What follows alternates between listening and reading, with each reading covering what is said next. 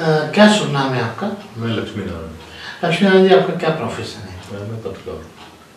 इसके अलावा आपकी और भी कुछ विशेषताएं? लिखने का शौक है, कविताएं और लेख वगैरह कहानियाँ लिखता हूँ। कब से लिख रहे हैं आप? ठीक ठीक तो बता पाना मुश्किल होगा, लेकिन फिर भी 13-14 साल का मेरा पत्रकारिता करियर और लेखन मुझको लगता है लगभग 15 साल हो गई। लेखन की इंस्पिरेशन कहाँ से आपको मिली? लेखन की प्रेरणा मुझे कैसे मिली ये मैं याद करने की कोशिश करता हूँ तो समझ में नहीं आता, लेकिन हाँ, कॉलेज लाइफ से ही लिखने की आदत थी।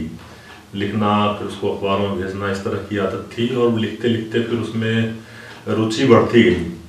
और फिर जो है एक समय ऐसा आया कि ऐसा लगा कि जो है खबर लिखना और साहित्य लिखना ऐसा लगा कि एक ही जैसी चीज़ है, हालांकि है नहीं। तो लगा कि फिर पत्रकारिता के क्षेत्र में करियर बनाया जा सकता है, तो फिर पत्रकारिता की पढ़ाई की और फिर पत्रकार बन गया। लक्ष्मी जी, एक बात आप मानती हैं कि एक लेखक अच्छा पत्रकार बन सकता है, लेकिन अच्छा पत्रकार मतलब पत्रकार अच्छा लेखक नहीं हो सकता? ये आपने जो है बड़ा गंभीर सवाल किया। मैं जैसे पहले मैंने कहा कि लिखने का मुझे शौक था, तो मुझे लगा लिखता तो हूँ और पत्रकार खबर लिखता है, तो उस हिसाब से जो है मैं पत्रकारिता में आ गया। पत्रकारिता में आने के बाद जो मेरा लेखन था वो धीरे धीरे छूटता गया। फिर मैंने सोचा भी कि ऐसा क्यों हो रहा है। तो दरअसल दोनों एकदम अलग अलग चीज़ें हैं। लेखक के तौर पे आप जो है आपकी जो कल्पनाएं हैं, आपका जो लेखन है, आपका जो कलम है, पूरी तरह स्वतंत्र, स्वच्छंद और निर्बाध होता है, उसको कोई रोकने वाला नहीं होता है। लेकिन जब आप एक पत्रकार के तौर पे लिखते हैं, समाचार लिखते हैं, उसका संकलन करते हैं, तो आप एक सीमित दायरे में होते हैं। आपकी जिम्मेदारियां होती हैं समाज के प्रति, कानून के प्रति, हर चीज़ के प्रति।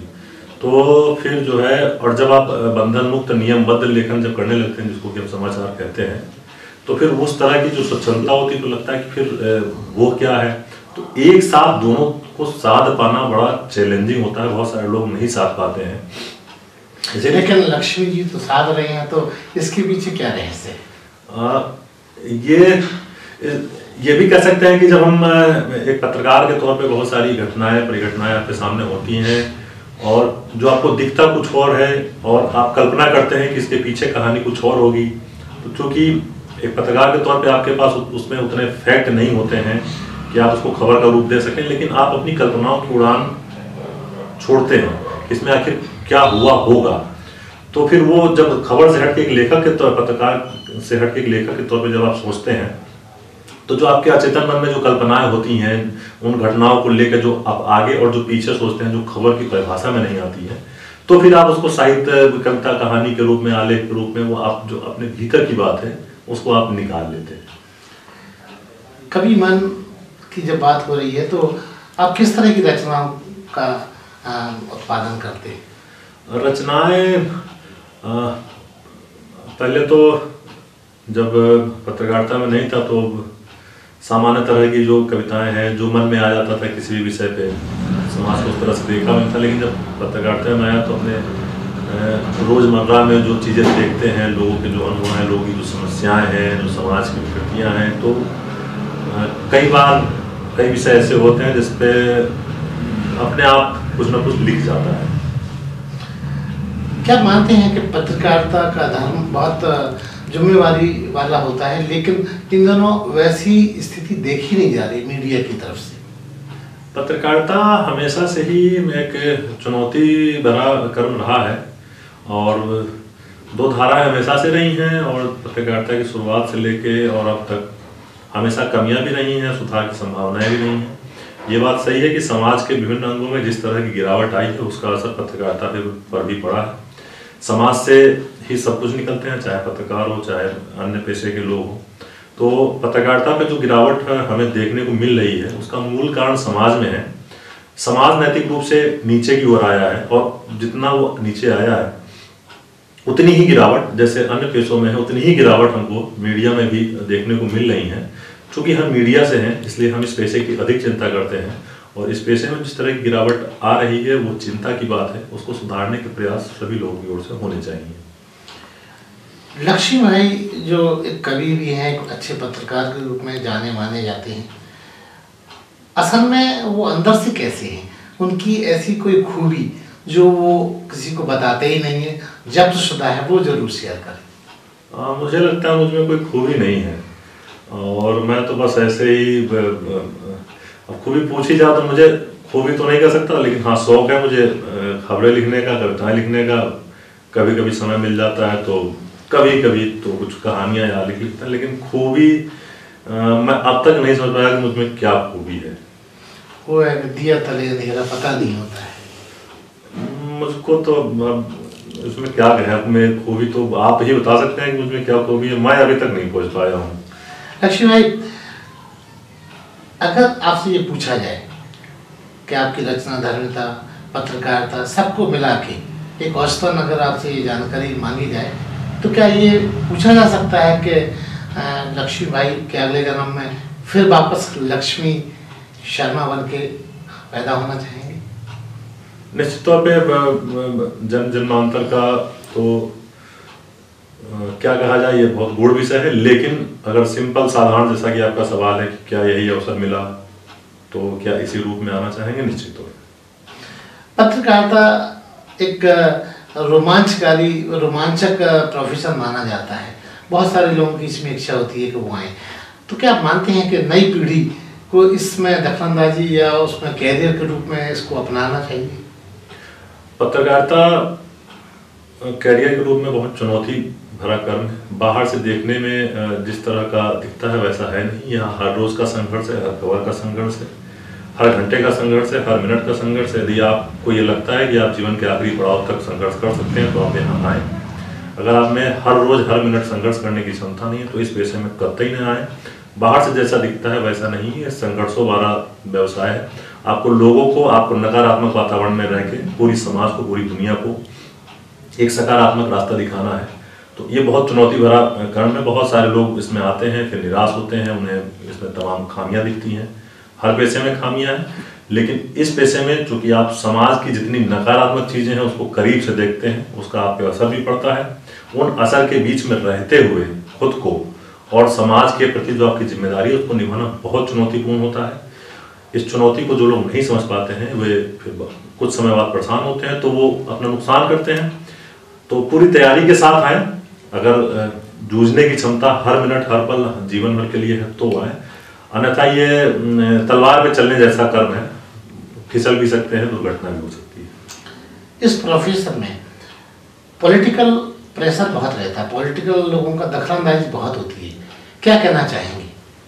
ये सब कुछ आप पे निर्भर करता है। दखलंदाजी चाहे पॉलिटिकल लोगों का हो, सोशल लोगों का हो या प्रशासनिक लोगों का हो, उनकी दखलंदाजी सिर्फ उतनी होती है जितना कि आप उनको स्पेस देते हैं। उससे ज़्यादा दखलंदाजी मैंने अपने करियर में कभी महसूस नहीं की है। करियर की बात आई तो मैं जानना चाहूँगा कि अब तक आप कहाँ और किस किस प्लेटफॉर्म से जुड़े रहे? मैंने 2006 में लखनऊ यूनिवर्सिटी से पीजी डिप्लोमा किया पत्रकारिता में। उसके बाद लखनऊ में ही हिंदुस्तान अखबार में मैंने ट्रेनिंग की, और उसी दौरान फिर मेरा ईटीवी उत्तर प्रदेश के लिए सिलेक्शन हो गया। तो फिर मैं और मेरी पोस्टिंग झांसी में हुई। तो 2007 से लेकर 2016 तक मैं झांसी में संवाददाता के रूप में रहा। फिर 2016 में मैंने ईटीवी छोड़ के मैं राजस्थान पत्रिका में गया। फिर मैंने झांसी में और लखनऊ में अपनी सेवाएं दी। उसके बाद 2018 में ईटीवी का जो डिजिटल प्लेटफॉर्म है ईटीवी भारत, मैं उसमें फिर वापस आया और 2018 से मैं ईटीवी भारत के साथ काम कर रहा हूँ। सबसे ज़्यादा आनंद आपको किस प्लेटफॉर्म पर मिला? सभी जगह काम करते हुए सब जगह मैंने नई नई चीज़ें सीखी, और सब जगह मुझे ऐसे संपादक, ऐसे सहयोगी, ऐसे सहकर्मी मिले जिनसे मैंने बहुत कुछ सीखा, और जगह बदलने और दायित्व बदलने के साथ बहुत सारे अनुभव भी मिले। क्या मानते हैं कि स्वतंत्र पत्रकारिता भी अपने आप में अनूठा प्रयोग होता है? हाँ, निश्चित तौर पर स्वतंत्र पत्रकारिता का अपना एक महत्व। एक पत्रकार के तौर पे, पूर्णकालिक पत्रकार के तौर पे बहुत सारी आपकी लिमिटेशंस होती हैं। आप पे रोजमर्रा के काम का दबाव होता है, शोध के लिए, रिसर्च के लिए, एनालिसिस के लिए जो आपको टाइम चाहिए होता है वो आप नहीं दे पाते हैं। बतौर स्वतंत्र पत्रकार आप किसी पर्टिकुलर खबर पे, किसी विषय पे आप अधिक समय दे सकते हैं, अधिक रिसर्च इन्वेस्टिगेशन कर सकते हैं और उसको एक व्यापक नजरिया देते हुए आप प्रस्तुत कर सकते हैं। तो स्वतंत्र पत्रकारिता के साथ ही स्वतंत्र पत्रकारिता की भी एक महत्वपूर्ण जरूरत है अगर पत्रकारिता को पूरी तरह से आगे चलाना है तो। लक्ष्मी भाई, जहाँ आप पत्रकारिता की हम बात कर रहे हैं, वहाँ पत्रकार और परिवार का समन्वय कैसे होता है, कैसे बिठा पाते हैं आप? अपने खुद के अनुभव बताएं। बड़ा चैलेंजिंग होता है क्योंकि आपके पास इतने फ़ोन आ रहे होते हैं और ये पत्रकार के लिए मतलब क्या कहें कि एक कड़वा अनुभव कह सकते हैं कि जब आप फ़ोन कॉल अटेंड कर रहे होते हैं तो प्रायोरिटी की लिस्ट की अगर बात करें, फ़ोन कॉल अटेंड करने की जो प्रायोरिटी है तो उसमें प्रायोरिटी के लिहाज से सबसे आखिरी नंबर पे आपका परिवार आता है।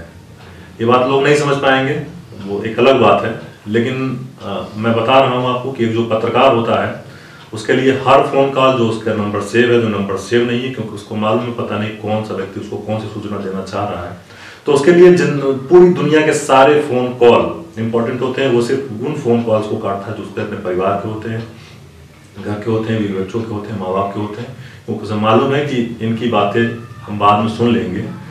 वो जो व्यक्ति फ़ोन करना चाह रहा है पता नहीं कौन सी सूचना देना चाह रहा है, कौन सी बात बताना चाह रहा है, और इसका असर भी पड़ता है। लेकिन परिवार के लोग भी, चूँकि आप जिस परिवार में रहते हैं वो लोग आपके दायित्व को समझते हैं, वो आपकी जिम्मेदारियों को समझते हैं, आपकी मजबूरियों को समझते हैं, तो वो भी कोऑपरेट करते हैं। लक्ष्मी भाई की मतलब आने वाले कलों में क्या प्लानिंग है, क्या आप सोचते हैं आज के सामाजिक परिवेश को लेकर? जो जिम्मेदारी समाज ने, संस्थान ने दी है या संयोग से मिली है, बस इस जिम्मेदारी को बेहतर तरीके से निर्वाह कर पाऊँ। और मैं खबर के मामले में, समाचारों के मामले में, लेखन के मामले में मैं हमेशा चाहता हूँ कि जो समाज के लोग हैं, जो मेरे आसपास के लोग हैं, वे क्या सोचते हैं वो मुझे बताएं, क्योंकि हर व्यक्ति आपको प्रेरणा देता है, हर व्यक्ति आपको समाचार देता है। तो आम लोग जिन चीज़ों से प्रभावित होते हैं उन विषयों पे लिखना, उन विषयों से संबंधित समाचारों का संग्रह करना, यही है जीवन का ध्येय। यही है कि आखिरी समय तक समाचार लिखने का अवसर मिलता रहे और अगर शरीर सही सलामत रहा, प्लानिंग ठीक रही, तो यही एक इच्छा है कि पत्रकार के तौर पे ही जीवन को अपने बिताना। तुम्हारे मनोरंजन के तरीके अलग तरह के होते हैं। तुम्हारे मनोरंजन के तरीके अलग तरह के होते हैं हमारे तरीकों से। तुम सेलिब्रेट करते हो घर से दूर जाकर, अनजान लोगों की भीड़ में, भूलना चाहते हो अपनों को और घर के टेंशन को भी। हम पर्व त्योहारों पर या फिर शादी विवाह लग्न के बहाने घर का पकड़ते हैं रास्ता और जुटते हैं सारे लोग। जहाँ इंतजार में होती हैं बहुत सारी समस्याएं, बहुत सारी बाधाएं, बहुत सारे अधूरे काम, साथ ही घर परिवार और रिश्तेदारी के लोग भी कर रहे होते हैं हमारे आने का इंतजार।